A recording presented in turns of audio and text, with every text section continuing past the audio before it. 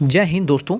A to be to study की YouTube channel पर मैं रंजीत केसरी आप सभी का एक बार फिर से हार्दिक स्वागत करता हूं। दोस्तों, यूपी में डी फार्मा 2024 की काउंसलिंग के इंतज़ार में जो छात्र हैं उनके लिए बहुत ही बुरी खबर है। बुरी खबर ये है कि 2024 में डी फार्मा की जो काउंसलिंग है इस पर हाई कोर्ट ने रोक लगा दी कि इससे पहले हमने आपको पिछली तमाम सारी वीडियोज़ में बताया हुआ था कि डी फार्मा 2024 की जो काउंसलिंग प्रक्रिया है वो सितंबर के फर्स्ट वीक में स्टार्ट हो जाएगी। ये बिल्कुल कंफर्म था, लेकिन ऐसा क्या कारण था कि जो काउंसलिंग है इस पर हाई कोर्ट ने रोक लगा दी। कोर्ट में मैटर ये जो है, ये मामला पूरा कोर्ट में क्यों पहुंचा और अब आपकी जो काउंसलिंग है वो अब कब होने की संभावना है। ठीक है, तो चलिए वीडियो को स्टार्ट करते हैं और वन बाय वन इस चार से पाँच जो पॉइंट हैं उनको अच्छे से समझ लेते हैं। देखिए, सबसे पहली बात हमने आपको बताया था कि काउंसलिंग जो आपकी है वो सितंबर के फर्स्ट वीक में स्टार्ट होने वाली है। ठीक है, और ये बिल्कुल कंफर्म अपडेट था, लेकिन ऐसा क्या कारण हुआ कि सितंबर की जो काउंसलिंग है वो टल गई। आप बच्चे पूछेंगे कि सर आपने तो बताया था सितंबर में होगी, लेकिन ऐसा क्या कारण रहा कि अब आप बोल रहे हैं सितंबर में काउंसलिंग नहीं होगी, या फिर होगी भी तो सितंबर में नहीं होगी तो कब होगी। ठीक है, तो देखिए मामला ये था कि सितंबर में आप सभी की काउंसलिंग होने वाली थी। ठीक है, सभी कॉलेज को मान्यता जो देना था उसका काम पीसीआई कर रहा था, लेकिन अचानक से बीच में ही पीसीआई क्या है sir? Pharmacy council of India. यही जो है पूरे उत्तर प्रदेश में कॉलेज जितने होते हैं उनको मान्यता देता है कि आप एडमिशन ले लीजिए बच्चों का, आप बच्चों को पढ़ाइए, क्लासेस कराइए। ठीक है, हुआ क्या कि पीसीआई ने जैसे ही जांच कंप्लीट ही होने वाला था, पीसीआई ने कह दिया कि एक बार फिर से जांच करिए। पीसीआई क्या कहता है कि फिर से सभी कॉलेज की जांच करिए, ठीक है, और मान्यता दीजिए एक बार फिर नए स्तर से। अब ऑलरेडी काउंसलिंग स्टार्ट होने में देरी हो चुकी थी और पीसीआई कहता है कि एक बार फिर से जो है काउंसलिंग स्टार्ट करी जाए। काउंसलिंग मतलब नहीं स्टार्ट की जाए, बल्कि जो कॉलेज को मान्यता देना है उसका काम एक बार फिर से स्टार्ट किया जाए। और यही कारण था कि सितंबर भी आपकी काउंसलिंग नहीं हो सकती। अच्छा, कोर्ट में मामला पूरा क्यों पहुंच गया है, इसको जान करके आप बहुत ही परेशान हो गए होंगे कि सर कोर्ट में मामला पहुंच गया है। और अक्सर परेशान होने वाली बात ये है कि अपने इंडिया में खासतौर यूपी में बात कर ले तो कोर्ट में कोई अगर मैटर चला गया तो उसमें लंबा समय लग जाता है। और ऑलरेडी आपकी जो रिज़ल्ट हुई थी यूपी पॉलिटेक्निक 2024 का जो रिज़ल्ट जारी हुआ था, रिज़ल्ट जारी हुए 2 महीने से ऊपर का समय हो गया है। हालांकि डी फार्मा को छोड़ करके अदर बच्चों की काउंसलिंग तो कंप्लीट लगभग हो गई है, लेकिन डी फार्मा इनकी काउंसलिंग 2 महीने से ऊपर तक लटकी हुई है अभी तक। अच्छा, कोर्ट में मामला क्यों पहुंचा, इसके लिए मैं आपको एक एग्जांपल समझाता हूं।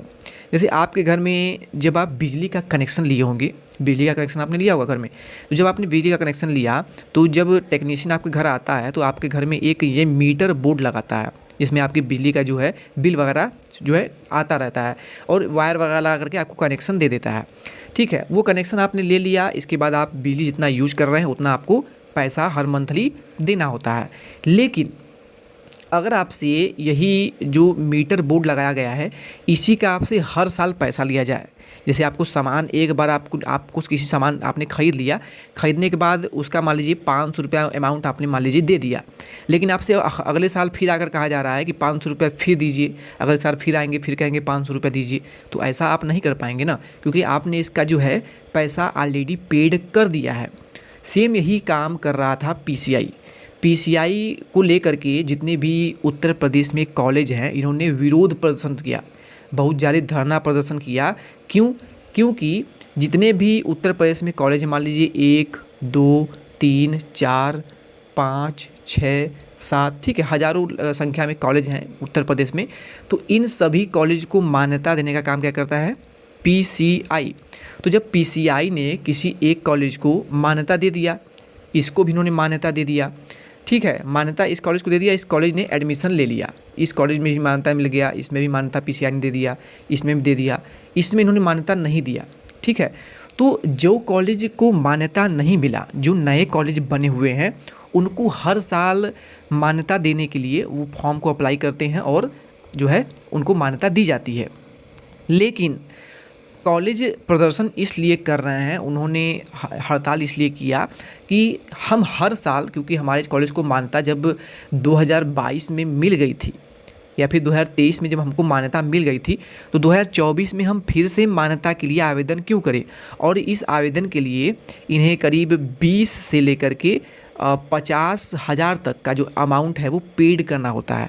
20 से 50,000 रुपये इनको देना होता है मान्यता लेने के लिए। इसके साथ साथ बहुत से कॉलेज ऐसे हैं उत्तर प्रदेश में, जैसे कोई उत्तर प्रदेश में एक कॉलेज है, तो आपने जनरली देखा होगा कि इस कॉलेज में इंजीनियरिंग का भी जो पाठ्यक्रम है वो चलता है, और साथ ही साथ इसमें डी फार्मा का जो कोर्स है वो भी चलता है।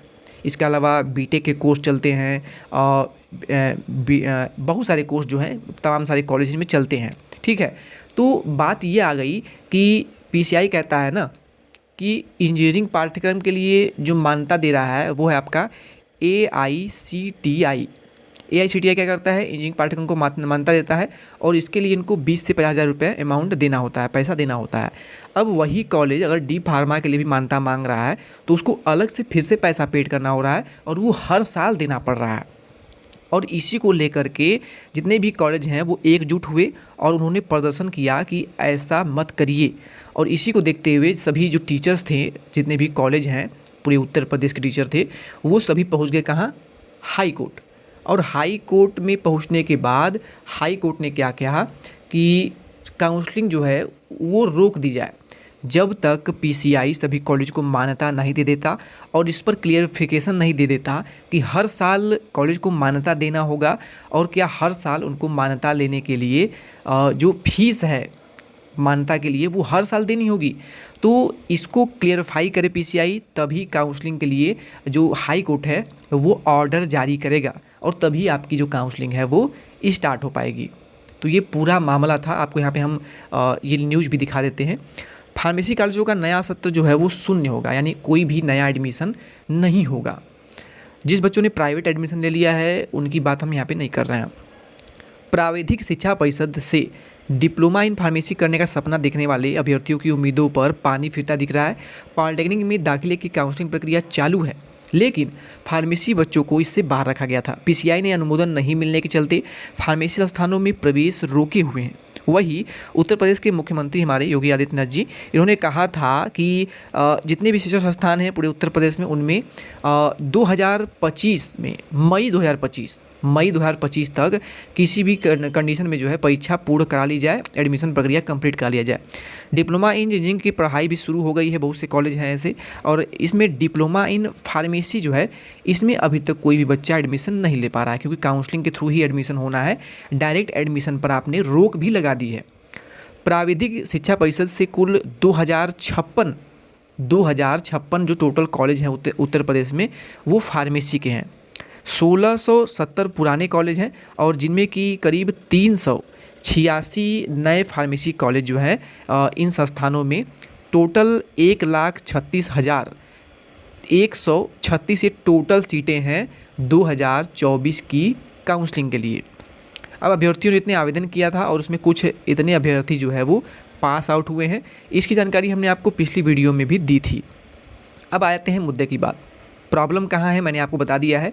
पीसीआई से अनुमोदन जो है वो नहीं मिला है, और इसके लिए परिषद जो है यानी कि परिषद यानी GCAP जो आपका एग्ज़ाम लिया था, इन्होंने एग्ज़ाम अपना लिया था ना, आपका एग्ज़ाम कौन लिया था, GCAP ने लिया था एंट्रेंस एग्ज़ाम।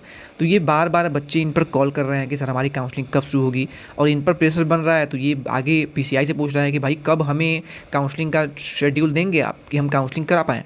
ठीक है, तो जांच पर पूरा पेच जो है वो फंसा हुआ है, और लाखों बच्चे जो है इस प्रवेश की कतार में रुके हुए हैं। अब देखिए प्राइवेट शिक्षा परिषद क्या कर रहा है, पीसीआई को 2 बार जो है पत्र ये भेज चुका है ऑलरेडी। अब बार बार ये पत्र भेज रहे हैं, लेकिन इस पर कोई रिस्पांस ये नहीं दे रहे हैं, ताकि प्रवेश प्रक्रिया को समय पर पूरा कराकर दाखिले जो है बच्चों के कराए जा सके। मामला ज़्यादा लटका तो संस्थानों को मुश्किलें आएंगी, बिल्कुल मुश्किलें आएंगी, क्योंकि जब प्राइवेट कॉलेज में एडमिशन ही नहीं होगा तो वो कॉलेज चलेंगे कैसे।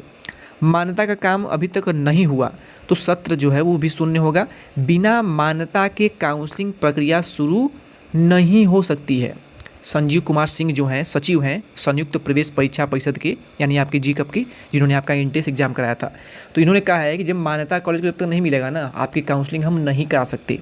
पूरा जो मामला है वो हाई कोर्ट के ऑर्डर पर ही रुका हुआ है। जब तक ऑर्डर नहीं आ जाता बच्चे इंतज़ार के अलावा और कुछ भी नहीं कर सकते।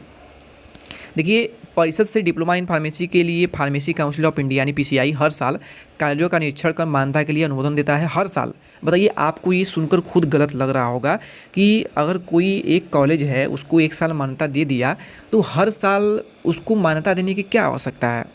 मान्यता तो किसी को एक बार मिलेगा ना, जैसे आपने प्रमाणित करा लिया अपने कॉलेज को। क्योंकि देखिए, अगर कोई कॉलेज जो है सही तरीके से बन गया, क्लासरूम जो है आपकी उसकी साइज़ अगर इतनी होनी चाहिए तो क्या वो साइज़ घट जाएगी क्या अगले साल? साइज़ तो वही रहेगी, ठीक है। तो इस पर देकर जो है हाई कोर्ट ने पीसीआई से जो है मांगा हुआ है ज्ञापन कि आप बताइए क्या करें। लेकिन इस बार जांच शुरू होने से पहले ही फार्मेसी कॉलेज संघ जो है, यानी जितने भी कॉलेज के टीचर हैं पूरे यूपी में जो कि प्राइवेट कॉलेज हैं, वो क्या किया, पीसीआई पर इन्होंने आरोप लगाया कि जब पीसीआई को मान्यता की जांच करने का अधिकार ही नहीं है तो हर साल मान्यता के नाम पर कॉलेजों का शोषण क्यों हो रहा है। यानी वो कॉलेज से हर साल 20 से 50 हज़ार रुपये हर साल ले रहे हैं मान्यता के नाम पे, ये बिल्कुल गलत है। कोर्ट ने मामला लटकने के चलते इस बार पीसीआई मान्यता का काम नहीं कर सका, यानी कि मामला अभी कोर्ट में ही लटका हुआ है, इसलिए अभी मान्यता जो है कॉलेज को दिया ही नहीं जा रहा है। क्योंकि पीसीआई ने कहा कि एक बार फिर से जो है कॉलेज को मान्यता जो है देने का काम शुरू किया जाए, और इसी पर जो कॉलेज संघ था वो पहुंच गया कहाँ, कोर्ट में।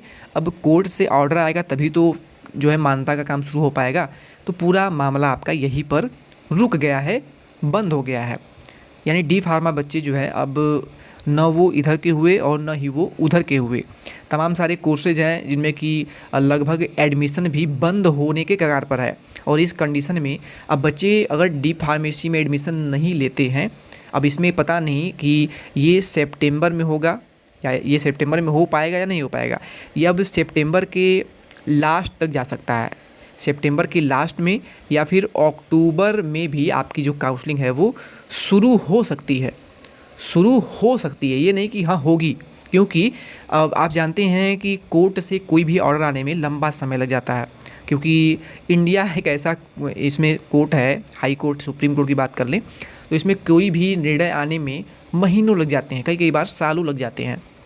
तो देखते हैं क्या हो पाता है, क्योंकि बच्चों के भविष्य का सवाल है। तो हो सकता है इस पर जल्द से जल्द कोई निष्कर्ष निकाले और आपकी काउंसलिंग जल्द से जल्द शुरू हो पाए। उम्मीद है आपको सारी चीज़ें बहुत ही अच्छे से क्लियर हो गई होंगी, बिल्कुल समझ में आ गया होगा हर एक चीज़।